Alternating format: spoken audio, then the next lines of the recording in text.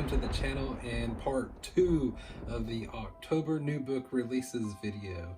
Now in part 1 I told you about 8 horror books that came out on October the 4th, plus some that I missed in September and August. I will link that up above. Be sure you go and watch that after you watch this video. But in this one, I'm telling you about 11 more titles that are coming out in October. There's one short story collection, one novella collection, and the rest, I believe, are full-length novels. I forget, but at any rate, there are some really good horror stories coming out. Be sure you let me know down in the comments which of these you're going to add to your own TBR. And let's just get right into it. The 4 standalone horror novellas in this collection are set in a shared universe. In the Skin of Her Teeth, a cursed novel drives people to their deaths. A delivery job turns deadly in The Dark Brother's Last Ride. In This Book Belongs to Olo, a lonely child has dangerous control over an unusual pop-up book. A choose-your-own-adventure game spirals into an uncanny reality in The Story. With the campgrounds destroyed, Ignacio has found a new place to take refuge, a new place to turn into hunting grounds. He has his eyes set on a very specific target that reminds him of his past, but hunting in a small town in Pennsylvania will be different than in the isolated campgrounds. Ignacio will have to be smarter, more patient, and wait for the right moments to strike.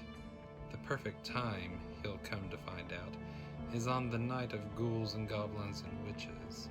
On the night when everyone else is wearing masks and disguises, Ignacio will don his own mask and let the monster out like never before. Nellie Gardner is looking for a way out of an abusive marriage when she learns that her long-lost grandfather, August Redfern, has willed her his turpentine estate. It turns out that the estate is a decrepit farmhouse on 1,000 acres of old pine forest. But Nellie is so thrilled about the chance for a fresh start for her and her son that she doesn't notice that there's something wrong with Redfern Hill. Something lurks beneath the soil, ancient and hungry, with the power to corrupt hearts and destroy souls. 1643. A small group of soldiers are ambushed in an isolated part of northern England. Their only hope for survival is to flee into the nearby Moresby Wood, unwise though that may seem, for Moresby Wood is known to be an unnatural place, the realm of witchcraft and shadows, where the devil is said to go walking by moonlight. 17 men enter the wood, only 2 are ever seen again, and the stories they tell of what happened make no sense. Stories of shifting landscapes, of trees that appear and disappear at will, and of something else, something dark, something hungry.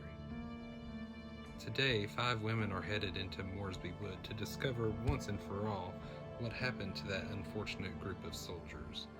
Led by Dr. Alice Christopher, an historian who has devoted her entire academic career to uncovering the secrets of Moresby Wood. Armed with metal detectors, GPS units, mobile phones, and the most recent map of the area, which is nearly 50 years old, Dr. Christopher's group enters the wood ready for anything, or so they think. On the wind-battered Isle of Altanahara, off the wildest coast of Scotland, a clan prepares to bring about the end of the world and its imminent rebirth. The Adder is coming, and one of their number will inherit its powers. They all want the honor, but young Eve is willing to do anything for the distinction. A reckoning beyond Eve's imagination begins when Chief Inspector Black arrives to investigate a brutal murder, and their sacred ceremony goes terribly wrong. And soon, all the secrets of Altanahara will be uncovered. In a future ravaged by fire and drought, 2 climate refugees ride their motorcycles across the wasteland of the western U.S. and stumble upon an old silver mine. Descending into the cool darkness of the caved-in tunnels in desperate search of water, The two women find Lavinia Kane's diary, a settler in search of prosperity who brought her family to Nevada in the late 1860s.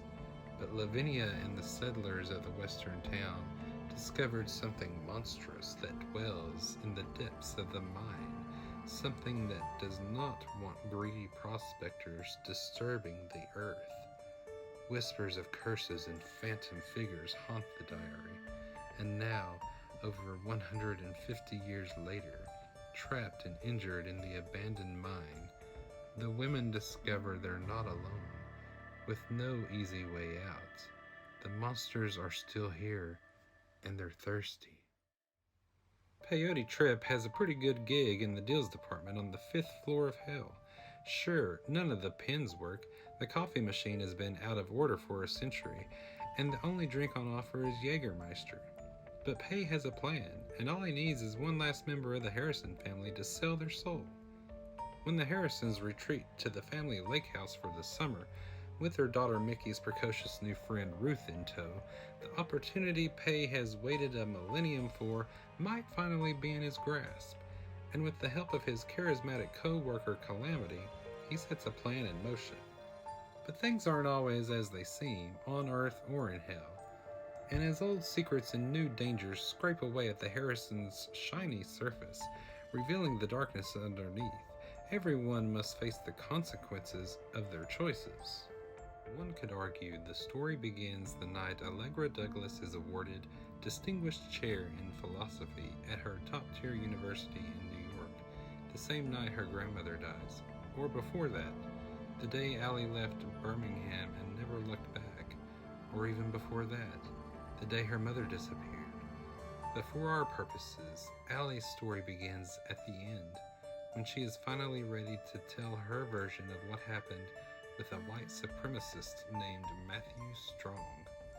From the beginning, Allie had the clues, in a spate of possibly connected disappearances of other young black women, in a series of recently restored plantation homes, in letters outlining an uprising, in maps of slave trade routes and old estates, in hidden caves and buried tunnels, and finally, in a confessional that should never have existed. They just have to make a case strong enough for the FBI and police to listen. This is when Allie herself disappears. Allie is a survivor. She survived the newly post-Jim Crow South. She survived cancer. And she will survive being stalked and kidnapped by Matthew Strong, who seeks to ignite a revolution. The surprise in this doesn't lie in the question of will she be taken.